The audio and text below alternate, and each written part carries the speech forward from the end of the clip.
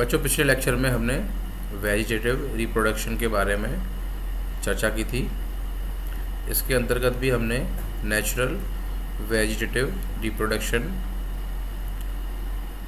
का विस्तृत अध्ययन किया था कि किन किन विधियों के द्वारा, किन किन प्रकार की जनन इकाइयों के द्वारा प्राकृतिक रूप से कायिक जनन किया जाता है। आज हम कृत्रिम कायिक जनन की विधियों का विस्तार से अध्ययन करेंगे। स्टार्ट करते हैं बच्चों। स्क्रीन शेयर करता हूँ मैं।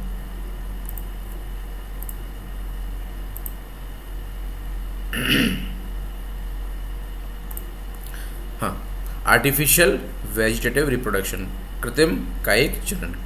ठीक है। पादप के कायिक भागों, मुख्यतः तने का उपयोग करते हुए आवश्यकतानुसार इससे नए पादप का निर्माण करना कृत्रिम कायिक जनन कहलाता है। ठीक है। पादप के कायिक भाग, उसमें भी कौन सा, मुख्यतः तना, उसका उपयोग करते हुए आवश्यकता अनुसार अगर हम नए पादप का निर्माण करते हैं तो विधि कौन सी कहलाती है? कृत्रिम कायिक जनन कहलाता है। ठीक है। विभिन्न पादपों में मुख्यतः तने, हम तने की बात कर रहे हैं, तने के उपयोग द्वारा नया पादप का निर्माण किया जाता है। यह कई विधियों द्वारा हो सकता है। ठीक है। आर्टिफिशियल वेजिटेटिव रिप्रोडक्शन कई विधियों द्वारा हो सकता है। तो उस विधि में सबसे पहले हम पढ़ेंगे अभी बाई कटिंग। पहला मेथड है बाई कटिंग। स्टार्ट करते हैं। इस विधि में नए पादप के निर्माण के लिए मुख्यतः तने के खंडों का उपयोग किया जाता है। उदाहरण के लिए गुलाब और बोगनविलिया आदि।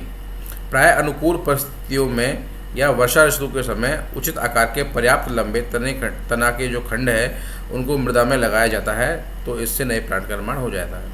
मान लीजिए गुलाब का कोई झाड़ी है, ठीक है, उस झाड़ी का कोई एक हम उचित आकार का जो तना है उसको पर्याप्त लंबाई का काट कर उसको अगर हम ज़मीन में लगा देंगे वर्षा ऋतु के समय, तो संभव है कि कुछ समय पश्चात ये जो तना है ये नए पादप का निर्माण कर देगा। ठीक है। तो ये फर्स्ट मेथड हो गया आपका कौन सा? By cutting. सिंपल, कुछ नहीं करना है, एक पर्याप्त लंबाई के आकार का जो है एक शाखा को आपने काटा और उसको ज़मीन में लगा दिया, आपको नया पादप प्राप्त हो जाएगा। सेकंड है बाई लेयरिंग, इस तरह द्वारा या दब्बा लगाना, ये इंपॉर्टेंट है थोड़ी। बाई लेयरिंग, यह प्रक्रिया मुख्यतः झाड़ी प्रकृति के पादपों में संपन्न होती है। मुख्यतः झाड़ीनुमा प्रकृति के पादपों में संपन्न होती है, लेकिन वृक्षों में भी ये यूज़ की जाती है, लेकिन मुख्यतः झाड़ी प्रकृति के पादपों में संपन्न होती है। ठीक है।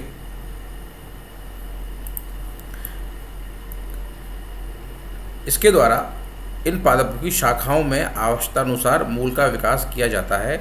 यह मूल युक्त शाखाएं नए प्लांट के निर्माण में प्रयुक्त होती है। यह प्रक्रिया लेयरिंग कहलाती है। यह निम्न प्रकार की हो सकती है। बच्चों, लेयरिंग क्या है, इसका कंसेप्ट समझिए आप। यह हमने पढ़ लिया कि मुख्यतः झाड़ी प्रकृति के पादपों में संपन्न होती है।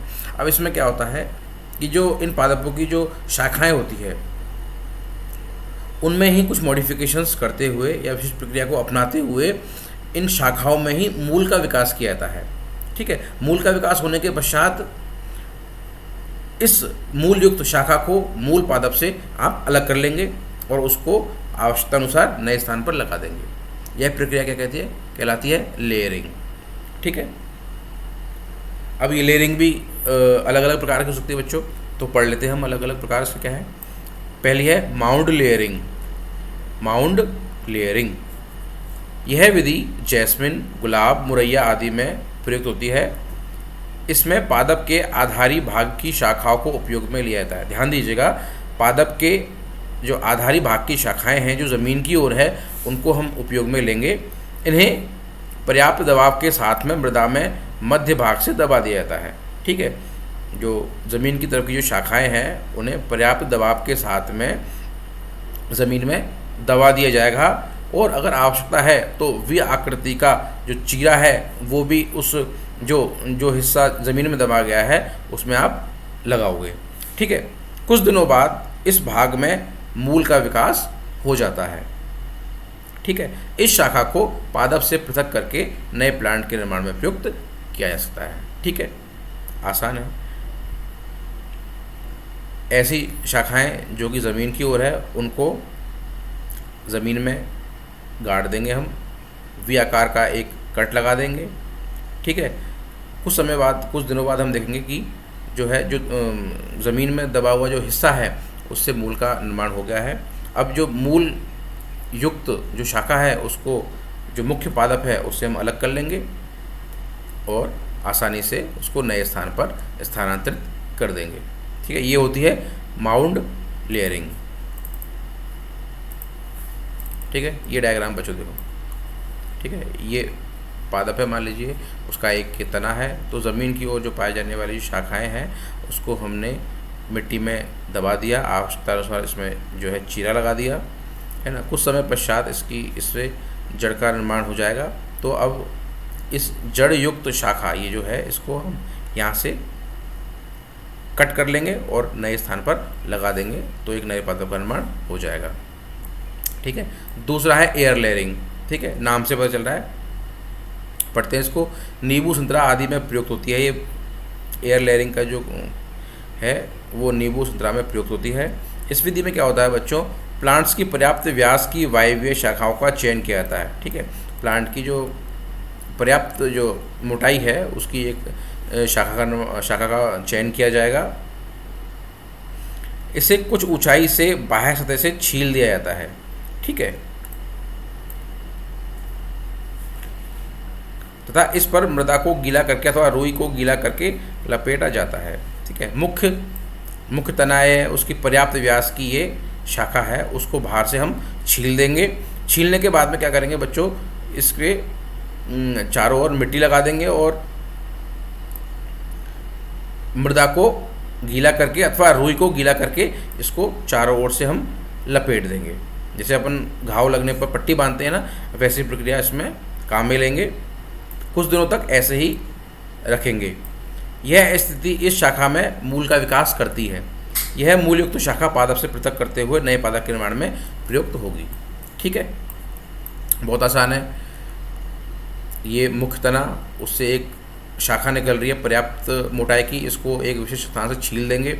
छीलने के बाद में इसमें मिट्टी लगा देंगे और चारों तरफ से उसको गीले कपड़े से या रुई के थ्रू इसको हम चारों तरफ से बांध देंगे। जो यह विशेष अवस्था जो बनी हुई है, ठीक है, इसके कारण जो है कुछ समय के पश्चात जो है इससे मूल का विकास हो जाएगा और इसको पुराने मेथड की तरह ही इस शाखा को हटा के नई जगह अगर आप आरोपित करेंगे तो नए पादप का निर्माण हो जाएगा।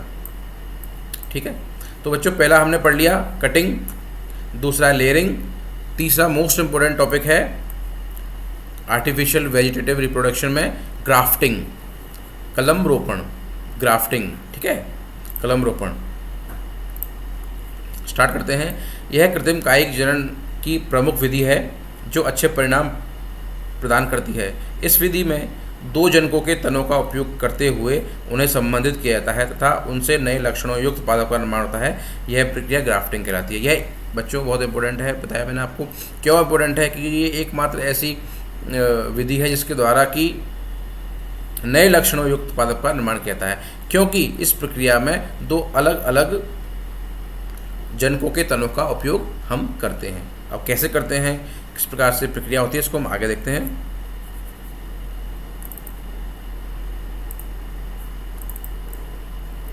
इस प्रक्रिया में एक अधो स्तर से संबंधित तना प्रयुक्त करते हैं, इसे हम बोलते हैं स्टंप या स्कंद, तथा अन्य तना जो इससे संबंधित किया जाता है जो ऊपर होता है, इसको हम ऊपर इसके स्टंप से जोड़ेंगे, उसके हम क्या बोलते हैं, कलम या सियोन।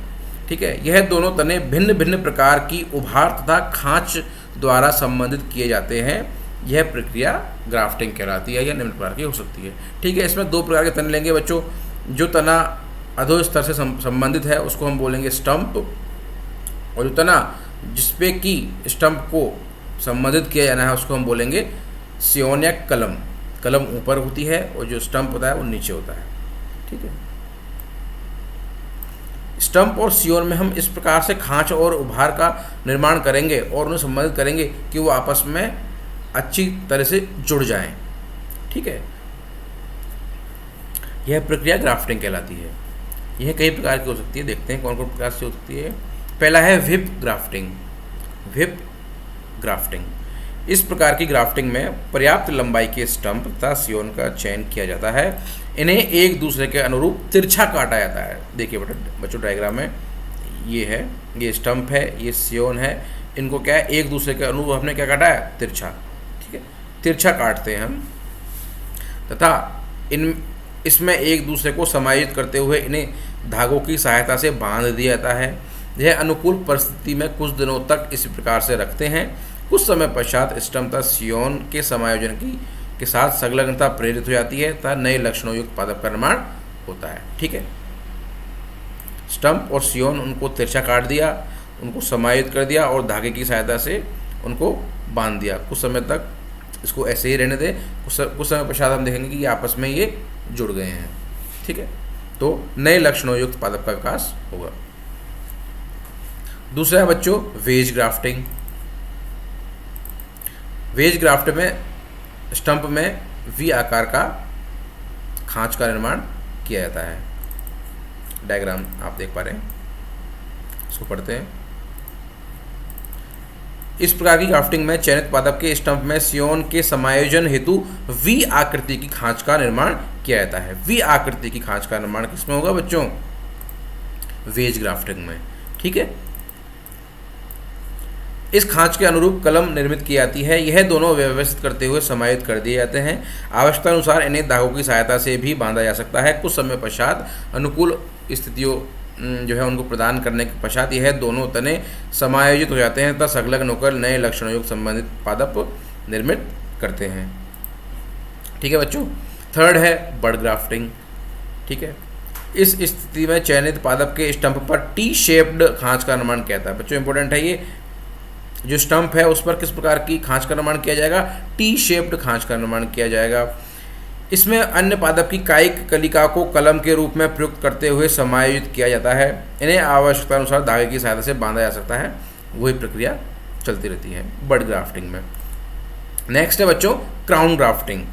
ठीक है, पहला हमने पढ़ा वीप ग्राफ्टिंग, दूसरा है वेज, तीसरा है बड और चौथा जो है वो है क्राउन ग्राफ्टिंग। ठीक है, इस प्रकार की ग्राफ्टिंग में स्टंप के शीर्ष पर एक से अधिक खांच का निर्माण किया जाता है।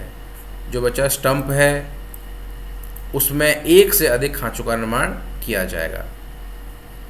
सब प्रत्येक खांच में कलम को संबंधित किया जाता है, कलम यानी सियोन। अतः स्टंप के शीर्ष पर, ध्यान दीजिएगा, स्टंप के शीर्ष पर एक से अधिक कलम संबंधित कर दी जाती है। यह क्राउन ग्राफ्टिंग कहलाती है।